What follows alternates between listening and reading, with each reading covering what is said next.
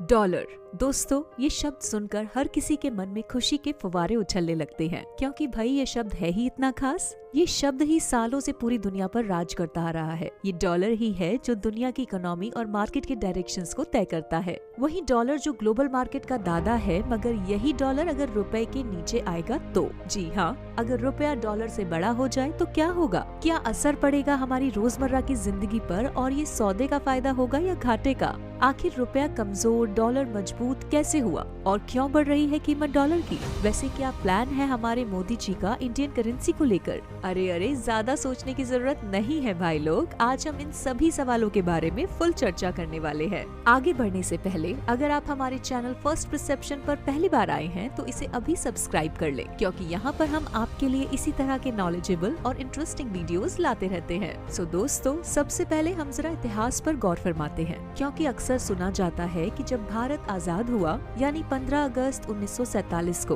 तब रुपए और डॉलर की कीमत एक बराबर थी। पर जरा सोचिए, हकीकत में ऐसा हो सकता है क्या? अगर नहीं भी हो सकता तो उस समय इसकी कीमत कितनी थी, ये तो जानना बनता है ना। असल में आजादी से पहले हमारा भारत ब्रिटिश डोमिनियन था। इसका मतलब उस समय भारत की करेंसी का असेसमेंट ब्रिटेन की करेंसी पाउंड के बेस पर होता था। बताया जाता है तब एक पाउंड की वैल्यू 13.37 रुपए हुआ करती थी, यानी कि 13.37 रुपए। अब उस समय के हिसाब से पाउंड और डॉलर के एक्सचेंज रेट को देखा जाए तो आजादी के समय एक डॉलर की वैल्यू 4.16 रुपए यानी 4.16 रुपीस होनी चाहिए। सो ये बात हो गई इतिहास की। लेकिन अब की बात की जाए तो एक डॉलर की कीमत 83.40 इंडियन रुपीस है। इस हिसाब से आप समझ सकते हैं भारत की करेंसी में तब से लेकर अब तक कितनी गिरावट आ चुकी है।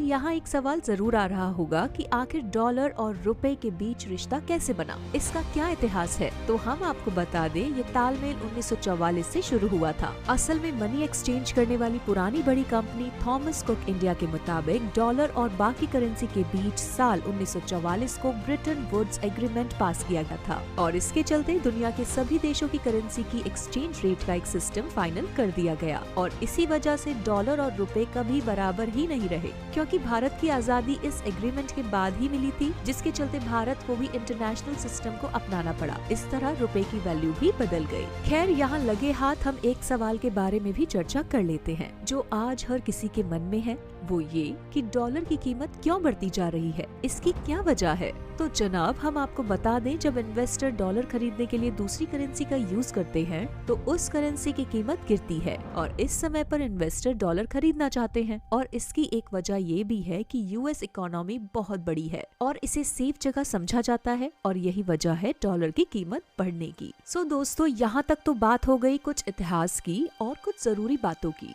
अब चलिए हम आते हैं अपने मेन मुद्दे पर कि आखिर क्या होगा जब रुपए की कीमत डॉलर से ज्यादा होगी। लेकिन इस बारे में चर्चा करने से पहले अगर आपने हमारी वीडियो को लाइक नहीं किया है तो जल्दी से लाइक कर दीजिए, साथ ही चैनल को सब्सक्राइब करना ना भूलें। अब दोस्तों, हम सब एक बात तो अच्छे से जानते हैं, वो ये कि किसी भी चीज के दो फेज होते हैं, एक अच्छा और दूसरा बुरा। यानी आप समझ गए होंगे हम क्या कहना चाह रहे हैं। असल में इंडियन करेंसी यानी रुपए अगर डॉलर से ज्यादा मजबूत हो जाती है तो इसके फायदे तो होंगे ही, साथ नुकसान होने के भी चांसेस कम नहीं हैं। चलिए सबसे पहले हम बात करते हैं रुपए की कीमत मजबूत होने के फायदे की। अब जैसे कि किसी भी देश की करेंसी अगर मजबूत होती है तो उसमें सबसे ज्यादा एक फायदा देखा जाता है, और वो है इम्पोर्ट। जी हाँ, अगर हमारे भारत की करेंसी मजबूत होती है तो भारत जिन सामानों को इम्पोर्ट यानी आयात करता है उसकी कीमत बहुत ही कम हो जाएगी, जो भारतीयों के लिए सोने पे सुहागा है। इस तरह से हर वो सामान जो विदेशों से इंपोर्ट होकर हमारे देश में आता है, जो हमारे देश में आकर इतनी महंगाई के साथ बिकता है कि यार उसके दाम सुनकर तो आम लोगों की बोलती ही बंद हो जाती है। उन्हीं महंगे विदेशी सामानों की कीमत अचानक से जमीन पर आ गिरेगी। है ना कमाल की बात? दोस्तों, फिर तो मौज ही मौज कटेगी, नहीं?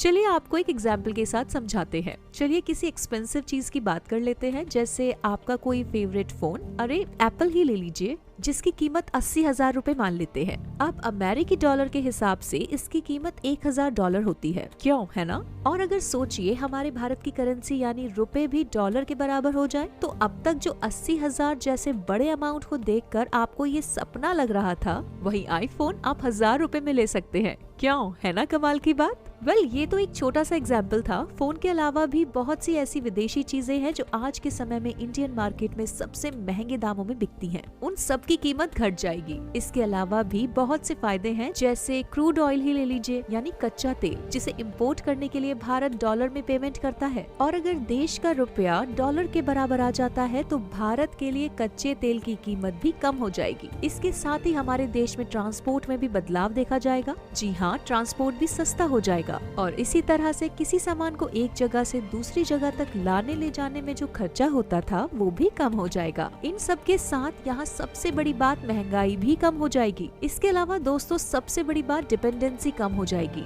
और ये भारत के लिए सबसे अच्छी बात है। भारत को इससे काफी फायदा होगा। इसके साथ ही अमेरिका से किसी भी मैटर में भारत को डरने की कोई जरूरत नहीं होगी। जैसे कि जब रूस और यूक्रेन की लड़ाई हुई थी, रूस ने यूक्रेन पर हमला किया था, तब अमेरिका ने उस पर डॉलर में ट्रेंड करने पर रिस्ट्रिक्शंस लगा दिए थे और इस वजह से रूस को इंटरनेशनल ट्रांजैक्शंस करने में थोड़ी बहुत दिक्कत हुई थी। वहीं अगर भारत की करेंसी मजबूत होती है तो ट्रेड के लिए भारत को किसी करेंसी को यूज करने की जरूरत ही नहीं पड़ेगी। वो खुद अपनी करेंसी यूज करेगा, यानी फायदे ही फायदे होंगे दोस्तों। लेकिन जरा ठहरिए, अभी कहानी खत्म नहीं हुई है। अब हमारे दूसरे फेज की बारी है। तो दोस्तों, करेंसी के मजबूती से जिस तरह इम्पोर्ट में हमें फायदा होने वाला था, उसी तरह एक्सपोर्ट यानी निर्यात में हमें घाटा देखने को मिलेगा, क्योंकि अब तक हमारे देश का सामान जो बाकी देशों में सस्ते दामों में जा रहा था, वही उसके लिए महंगा हो जाएगा। और ऐसे में कोई देश हमसे महंगा सामान क्यों खरीदेगा, जबकि वही चीज उसे दूसरे देश से सस्ते दामों में मिल जाएगी।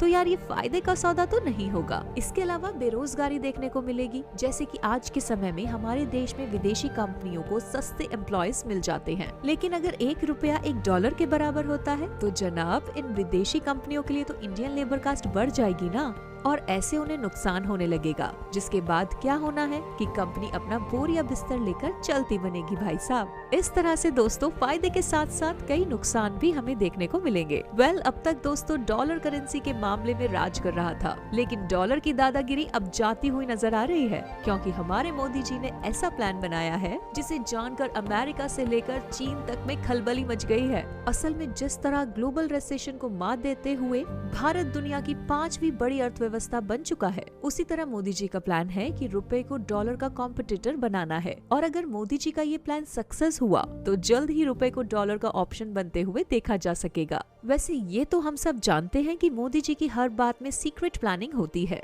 तो इस बार भी मोदी जी बड़ा कमाल करके दिखाने वाले हैं। सो आपको क्या लगता है गाइस, करेंसी मजबूत होनी चाहिए या नहीं? क्या राय है आपकी? कमेंट करें, चैनल को सब्सक्राइब करके बेल आइकन को प्रेस करें। मिलते हैं अगली वीडियो में। Bye bye.